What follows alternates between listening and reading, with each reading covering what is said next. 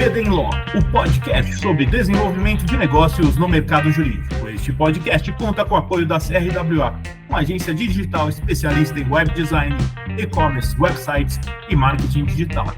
CRWA, há 14 anos entregando performance e resultados de comunicação. TKRA Contabilidade, a contabilidade certa para o crescimento da sua empresa. Já ouviu falar em Legal Design? Não? Procura por Bits Legal Design, criando documentos que qualquer pessoa entende. Sejam muito bem-vindas e bem-vindos. Eu sou seu host, Gabriel Bidini, especialista em desenvolvimento de negócios no mercado jurídico. Este é o episódio do BD em Law e Inovação.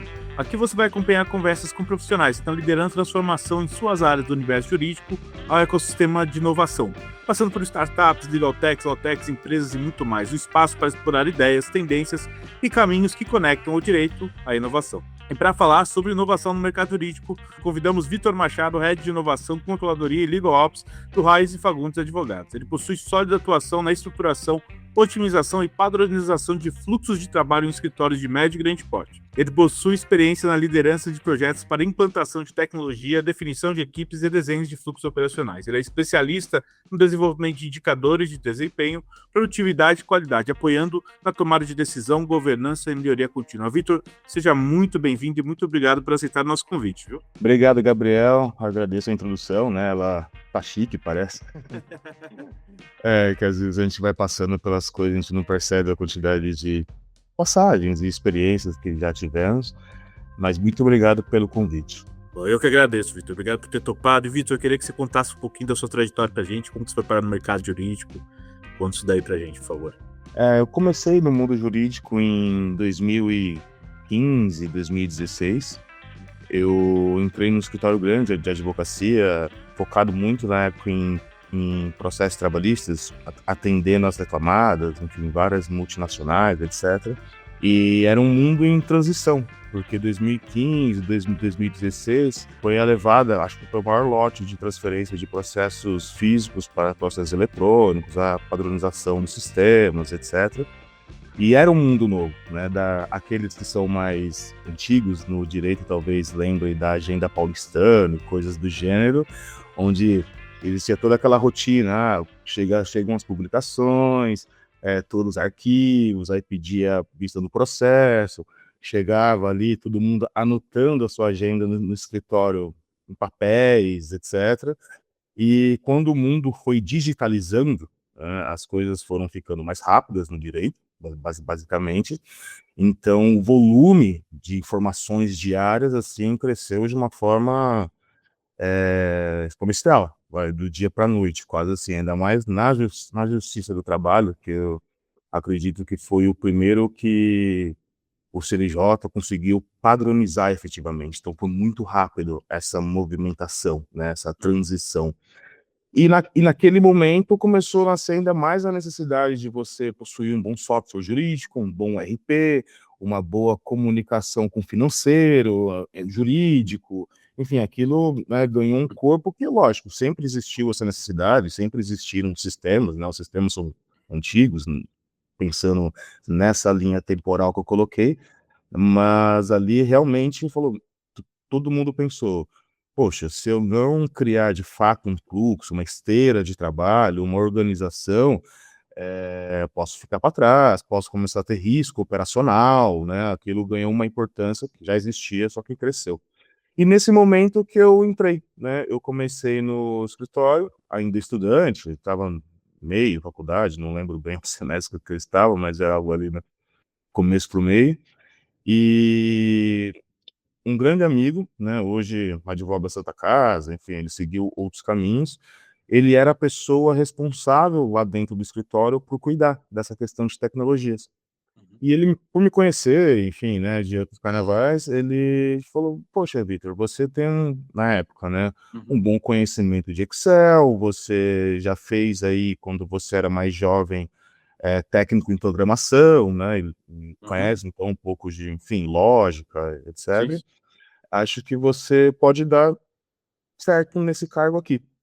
Então foi meu primeiro contato no jurídico, porque eu tô Que da contando hora. toda essa história, porque Sim. eu comecei no jurídico já com esse viés, né, Que por da hora. nós que sou advogado de formação. Então, dali para frente foi tudo muito natural, né, porque enfim, conheci o escritório, comecei a padronizar alguns fluxos, comecei a criar ali, né, com todo o suporte das lideranças, tudo, a métricas de tempo de resposta, tempo de trabalho, quanto tempo a gente demorou para fazer tal trabalho e quanto a gente cobrou por ele, quais são os profissionais que ficariam alocados naquela situação. E aquilo foi ganhando importância até dentro do escritório mesmo, né? Eles já tinham essa vontade, eles Uhum. são até hoje, né, um escritório que pensa bastante em tecnologia, por colegas que eu sei que continuam lá, etc. Sim. Então fui ganhando espaço, né? As coisas foram dando certo, pessoas foram conhecendo, aí eu passei a fazer isso em outros escritórios, né? Conforme os anos foram passando, fiquei muitos anos lá, depois eu fui para outro e foi consolidando e o mundo, né? Até brinco, o mundo ele muda constantemente, mas nos últimos 6 meses para cá deu um boom assim de informações, de novidades, tecnologias que talvez a gente não estava nem esperando, né? A gente achou que talvez fosse um pouco mais gradual. Sensacional, Vitor. Vitor, eu queria saber, na sua visão, quando a gente fala de inovação no mercado jurídico, tem gente que ainda acha que é só tecnologia. Eu queria saber o que significa para você realmente inovar no mercado jurídico.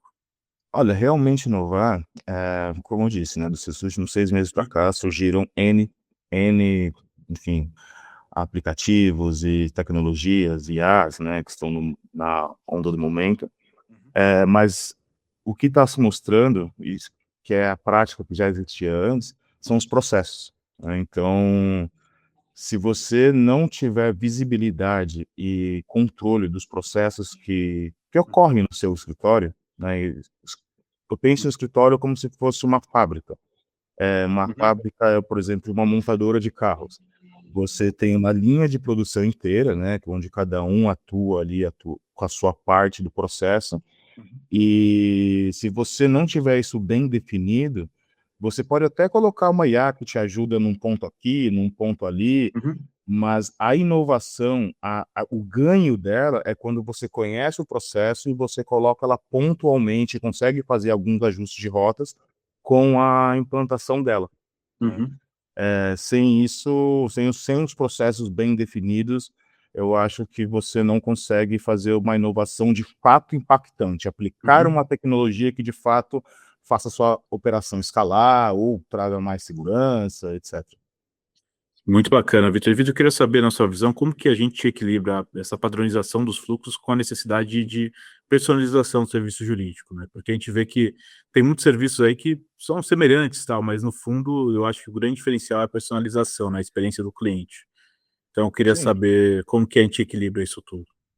Olha, a função advogado, né, Hum, ela nunca vai perder o caráter atendimento, hum, tá? E acho que esse ainda e sempre será o grande diferencial. Porque hoje você pega, por exemplo, um grande departamento jurídico, etc. Poxa, eles possuem todo o conhecimento necessário ali para mexer numa IA, conhece a operação deles melhor do que a gente. Eles conseguiriam falar: não, então eu não quero um escritório, eu vou pegar aqui o cloud, ou enfim, fazer sim. uma personalização que me atenda e seguirei por aqui. Mas ainda tem o fator atendimento, que é você de fato juntar as experiências, né, deles ali com a Uhum, operação deles e a sua de conhecimento, atendendo até outras empresas do segmento, etc., uhum, entendimento dos tribunais e conseguir fazer esse atendimento pessoa a pessoa, né? Você conseguir conversar com ele, entender a dor dele, pensar com ele onde ele pode chegar com aquela demanda, etc. Então, acho que a questão, a tecnologia, a no atendimento, ela potencializa como os processos que eu comentei mais cedo, porque, poxa, eu entendi a sua dor, eu consigo pensar na sua operação com você, tenho background, né, no meu cérebro de como as coisas ainda funcionam, e agora eu tenho uma tecnologia que pode me trazer isso com mais qualidade, com mais velocidade, né, eu saber usar a tecnologia. Acho que é isso. muito legal, Vitor. Vitor, na sua opinião, eu queria saber quais KPIs você acha que são essenciais para medir produtividade, qualidade e eficiência dentro do escritório e vou além. Queria saber quais são os KPIs que você pode utilizar para medir a utilização da IA no escritório e como está trazendo aí bons resultados. Eu sei que os escritórios estão muito preocupados com isso, se você puder dar uma luz, seria muito legal.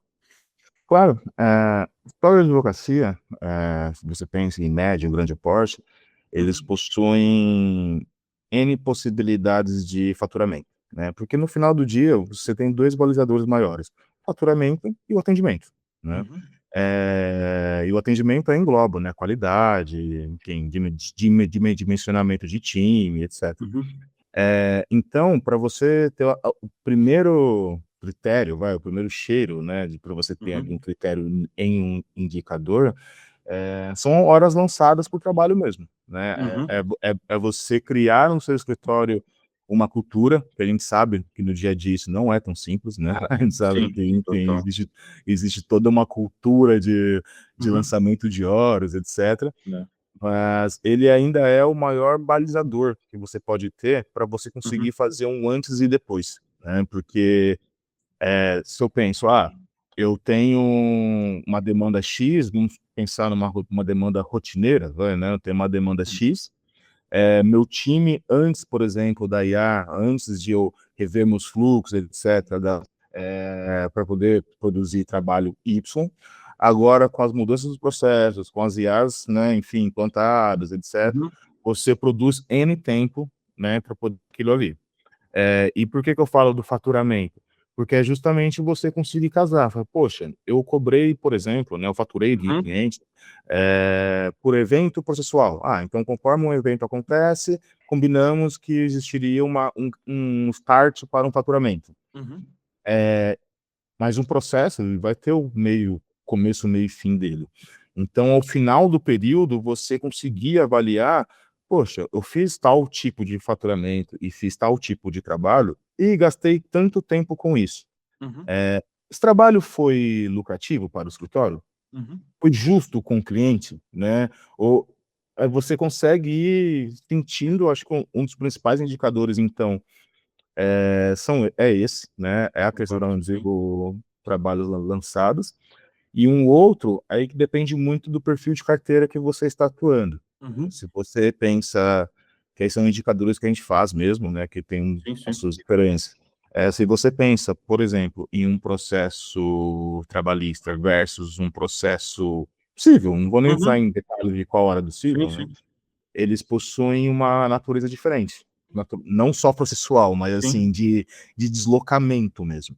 Porque quando eu penso numa carteira trabalhista, eu tenho que avaliar quantas audiências aquela carteira, aquele cliente me demandou em tal período, Uhum. quais são as localidades, né, que os meus advogados precisaram, enfim, se deslocar pelo Brasil afora Sim. para fazer. E quando eu penso numa questão mais civil, tributária, etc., que tem um pouco menos dessa necessidade que o trabalhista envolve, é literalmente você conseguir ter um dimensionamento de tempo da sua carteira, quanto tempo aquele processo fica ativo, né, ali Uhum. com você, quantos profissionais normalmente você precisa para poder atender aquela demanda, qual a senioridade se você está conseguindo dimensionar corretamente no seu escritório o volume processual, a qualidade do processo versus a necessidade do cliente, né? Uhum. Porque não adianta a gente colocar, por exemplo, pessoas ainda que estão em formação, ainda estão desenvolvendo, para atender determinadas carteiras, o inverso também. O inverso também, às vezes, tem uma demanda mais simples, que você pode lapidar um profissional Uhum. e com a devida supervisão, né, de alguém mais experiente, e lapidando para o cliente, por óbvio, não sentir aquela, né, aquela linha de aprendizado. E os indicadores são justamente para isso, porque, como eu disse, você dimensiona quantidades, você dimensiona volume de publicações, você dimensiona horas lançadas, né, em Uhum. tempo médio por trabalho, você cruza isso com o faturamento, você faz uma taxa de indicadores de retenção de bons profissionais mesmo, né? Quantos profissionais, aquele profissional, ele está muito tempo no escritório, você conseguiu reter ele, então ele tem o atendimento personalizado com o cliente, justamente por ter muito tempo Uhum. de casa, ou não, naquele pedaço ali do escritório, por algum motivo, o indicador está te mostrando que está tendo uma rotatividade maior e por que isso está acontecendo. Então, acho que esses são os principais indicadores, né? Para você ter, porque isso eu acho que atende qualquer lugar. Aí, por óbvio, quando a gente pensa em escritório casa a casa, aí eles vão. como eu disse, dos processos mais cedo, cada um tem a sua operação, e você vai criando indicadores que casam com a sua operação. Mas pensando numa forma macro que atendesse qualquer escritório de advocacia, eu diria que são esses, né? Volume processual, volume de publicações, se o caso, volume de audiências trabalhistas, volumes de horas lançadas, né? E um casamento de profissionais e faturamento.